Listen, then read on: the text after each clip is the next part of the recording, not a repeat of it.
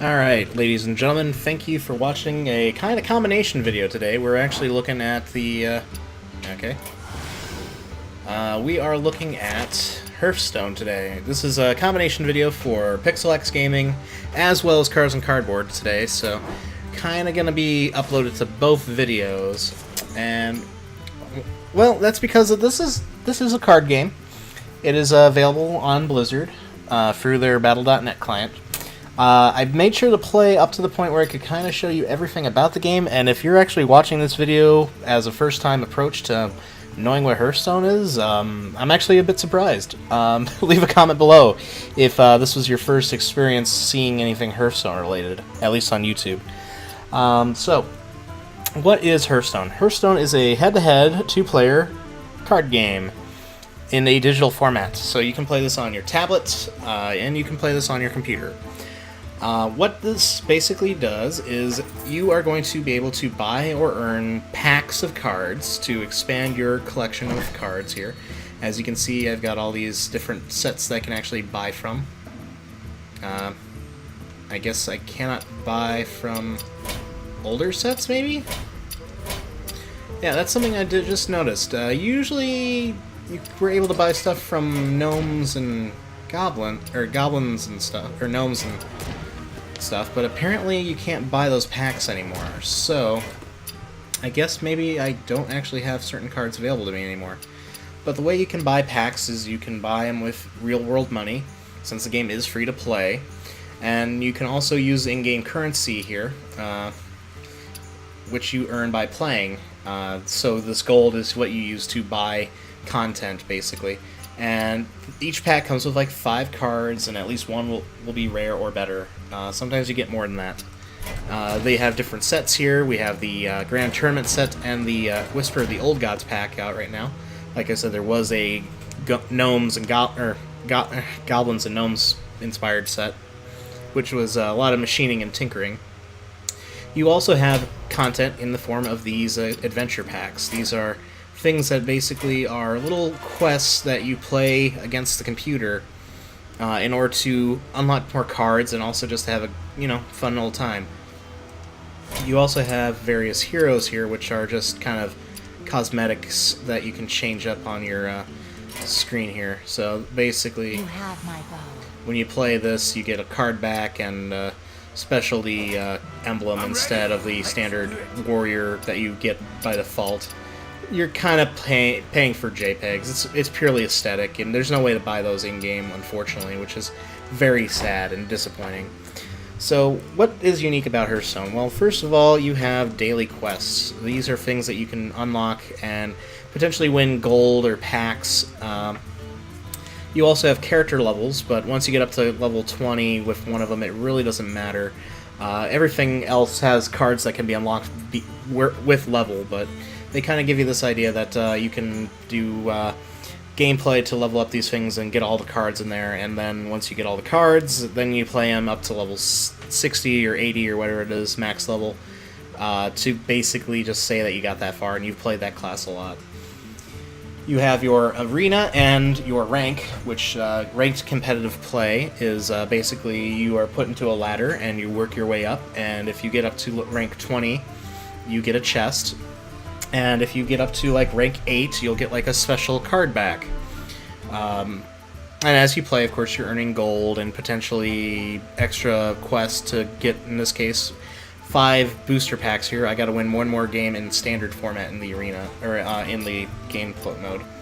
So let's go ahead and show you what it's like to kind of look at a collection. So the collection of cards basically is all the cards you currently own from any sets.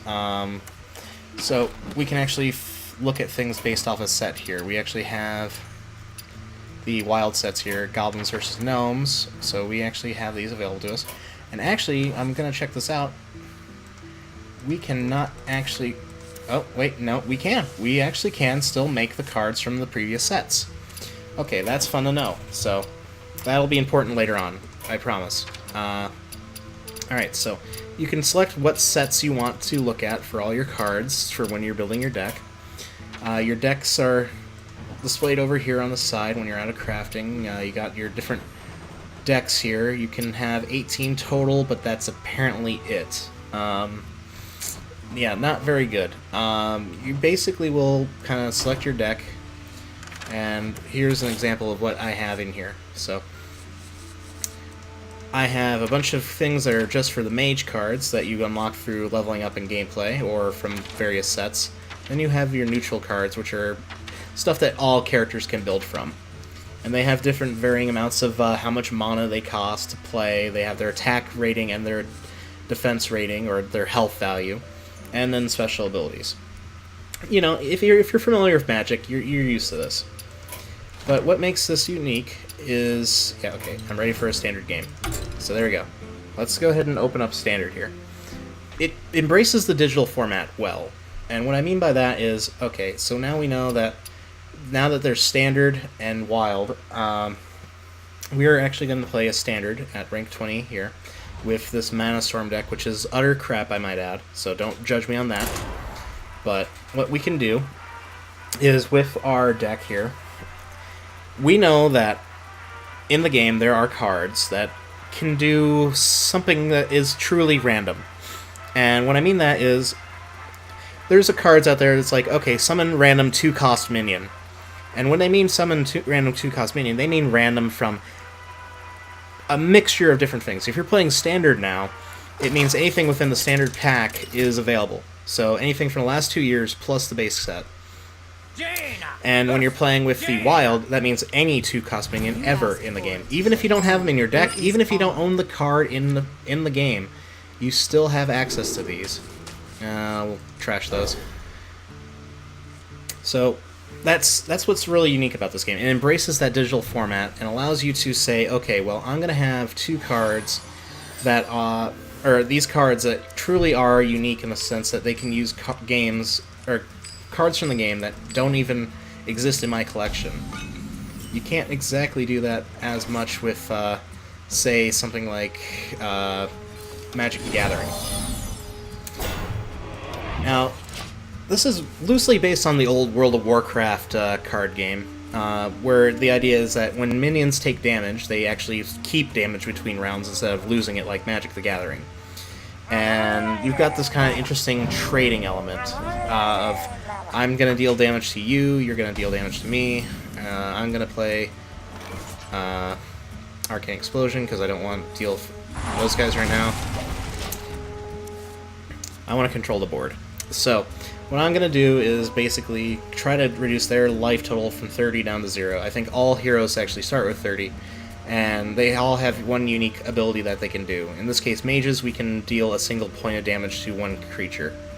Not exactly the best option, but not exactly the worst one either. And we're going to start using these arcane intellects here because we got nothing. Alright, they must not have much either, so they were really relying on whatever card they had in their hand. Oh, we could play that, but it's going to die right off the bat, so I think we'll draw 2 cards here and see what we can actually do with that. So,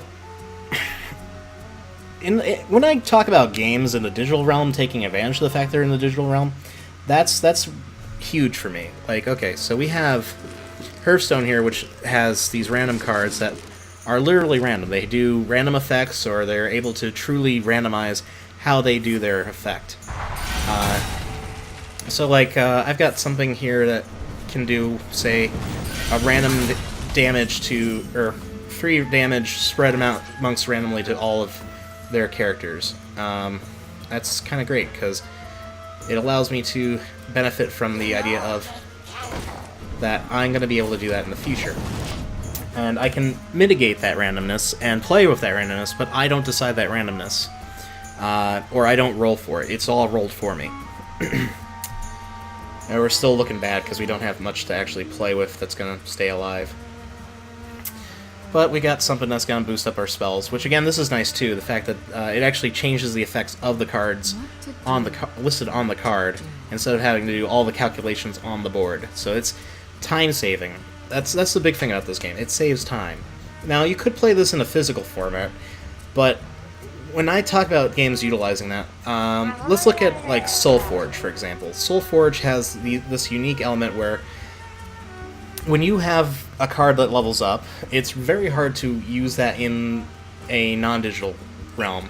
It's possible, it's just very inconvenient. Terribly inconvenient. And with this game, it does kind of the similar ideas, where it's making things convenient to do. And that's ultimately what I like about this game, is convenience over, you know, the idea of cluttering up everything. Convenience is always big in my book, and SoulForge does that well, and in a future video I'm hoping to try out Hex and show that off to you as well. When I came and played Magic the Gathering 2014 or 2013, all those games, they did not understand convenience as much as they thought they did. Ready for action. I've got a huge guy. And what I mean by that is the fact that, yeah, let's futz around a little bit here. We'll keep a coin for now. Convenience of play was having to play things during certain timing things. The fact is that Magic has way too many interrupts. In this game, you don't have anything that interrupts an opponent's turn unless you play it in advance. You don't get to hold it in your hand and simply say, oh, well, I can pay for it now, and then use it. Magic has a lot of that going on. And that was reflected in the Magic the Gathering game as well, because it paused every phase of the game and said, oh, hey, do you want to do this? Yes, no? No, not exactly, because it's not convenient.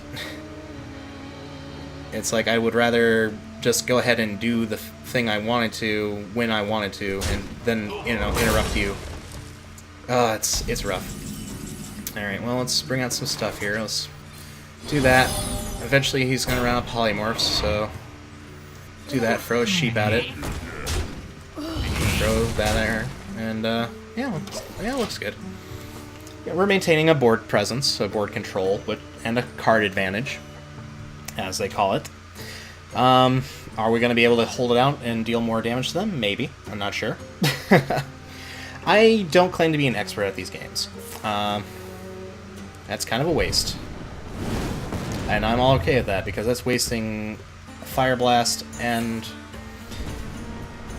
it's wasting a lot more cards than it would have used otherwise. I mean, I still got the problem where I gotta take care of that thing eventually, but now I can start inconveniencing the heck out of him. Because it's like, oh look, now I got a War Golem, and I'm also gonna play out this Infiltrator. So, we're gonna go ahead and take care of that. Boom. And that's the thing. If you're going to go digital with your card game in the future, make it convenient. Make it easy and accessible, and make it easier for the players to do anything they want on their turn. Oh no. How will I ever contend with that? Well, let's see. I have a 6 damage fireball that'll take that thing out in one blow. That's nice. I could also ram a sheep into it and then ram that in there, but I'd rather only use one card to take care of that. Yeah, go ahead and deal 1 damage to yourself. Gonna take out my sheep? Okay, fine. I dig it, and I'm gonna bring out one of these guys, so it'll be real fun. Alright, so now we mess with them a little bit here. Do the fireball here. Boom. Oh, now we can suddenly take this guy out with that. And, well, let's go ahead and put down one of these guys, even though we don't need to. And, boom, 7 damage. Let's see him answer that. I mean, we're starting to run out of options, but we still have plenty. And that's one thing I like about these kind of card games. Now, I really like Ashes, and I really like Magic the Gathering still, but when it comes down to it, convenience of the digital sense is much better, because I can crush cards in this and in another game, SoulForge, where if I have duplicates of cards I don't need, I just get rid of them, and I get benefits for getting rid of them. You know, I can build more cards, or I can play around with more, or I can use them for a resource. So we'll do that. And then we'll actually heal up again. And then we'll deal 1 damage to each of them. And then maintain board state here. And we'll throw out the Magma Reaper. Because he'll have to use mana on that now. And he's got no options. He's got 2 cards. What could he possibly do to deal damage to all these? Unless he's got a Flamestorm, which I sincerely doubt that he has. Yep. Oh boy. Okay, well that's kind of an issue. But I think I have a few answers to that. Yeah, do it. You really don't have much choice. Do it. Why? Do I have lethal here? 5, 12, yeah. Good day, mate. I hope you have a good day. Boom. Jams. Death. To you. There we go. And perfect. That's exactly what I needed to do to show off more of the game now. But when I say convenience, again, this allows me to play different game modes in Standard or in Wild. So I can use any card that I collected from previous sets still. Oh man. Win 7 more games in Standard format. They're really trying to push the Standard format. Alright. And again, convenience of I don't have to actually clean up my card collection. I don't have to store it. I can just dump this in here. I'm going to get 5 cards. Open up rare. Rare, rare, rare. Which one's the rare? This one? Yes. Okay, I got a Bloodsail Cultist. It's cool. And not rare? Not rare. Not rare. Oh, another rare. 2 rares, 1 pack. That's not bad. So again, these are all cards from the newest sets, so I'll be adding these to my collection now, which is great. I love that. And I have even more deck building possibilities now. Oh, there's a rare. Infested Wolf. What I do like, though, is with these digital card games, is I can connect and play with anyone in the world. And that's, again, bringing up convenience. You have to have good multiplayer netcode, and you gotta be able to play with anybody, anywhere, anytime you want. I can play with my friend Colin right now on this. And, you know, he can be halfway across town, or he can be all the way in Asia. And I like that. Meanwhile, if I want to play Ashes with anybody right now online... Oh!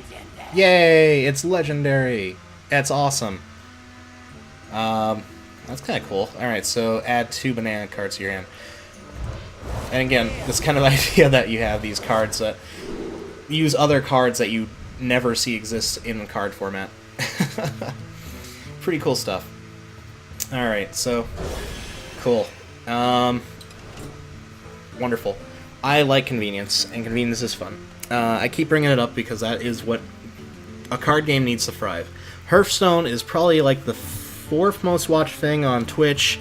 It's probably the #1 digital card game out there right now. And it's there for good reasons. 1, it's got a great aesthetic and a great community. 2, its rules are sound, and it's fun to play. I mean, I can pick this up and play this with just about anybody. It's great for that. It's got this involvement with the player base, this weekly tavern brawl, which is amazing. This is a special game mode that you can play that'll give you a booster pack, basically, when you play. Yeah, spiders are everywhere in this one. That's kind of great.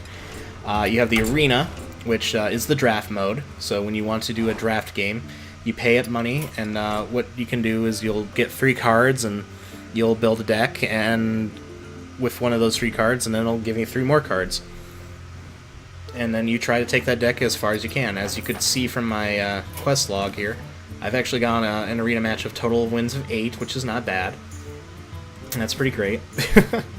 The arena is pretty cool for that because it allows you to basically challenge yourself with everyone's on the same playing field if you don't like constructed. Otherwise, you can go in here and, you know, do your constructed play either with everything or with just the new standard, or you can do casual if you don't want to play ranked and just play against anybody and not even care.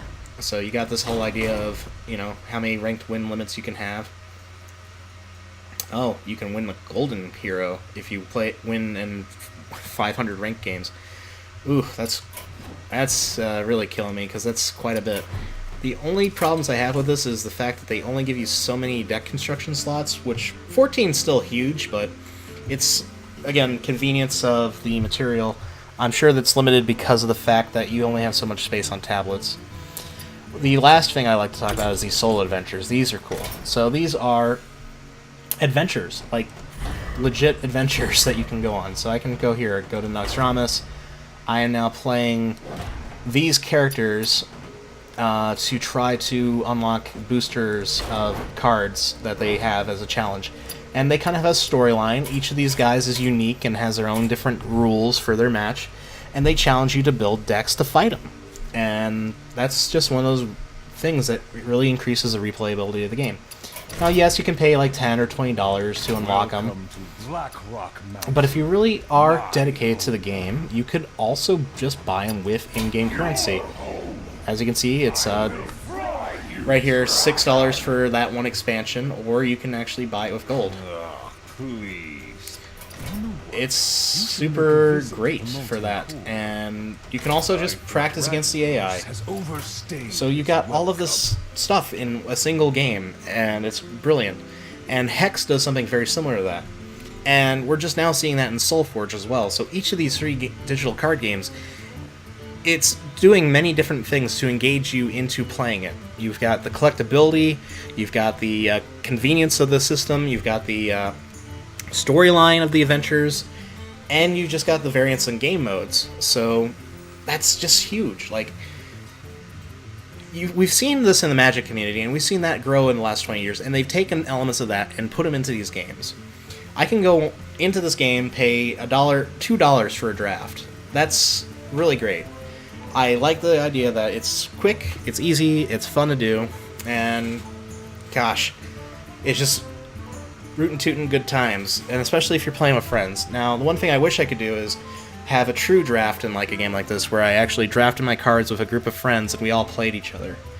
I don't know how you'd be able to do that, but you know, it'd be nice if they added that as a game mode in the future, because I know that experience of being able to get 8 friends together and draft. It's really fun, and it's really great when you can go out and have a night on the town and do that. You know, you order a pizza and you all gather together and you play.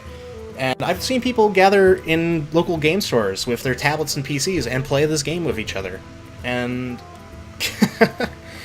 you can't say that about many games these days. Alright, so this has been Cards and Cardboard and Pixelax Gaming. I've been Benjamin Hernandez /Tigbun with Hearthstone. Give it a check out, you know, friend me on here, I'll play with you. If not, then tell me that Magic the Gathering is a superior game, and then I will tell you, well, try the Magic 2014, which we're going to do a video on that. Alright, see ya, folks.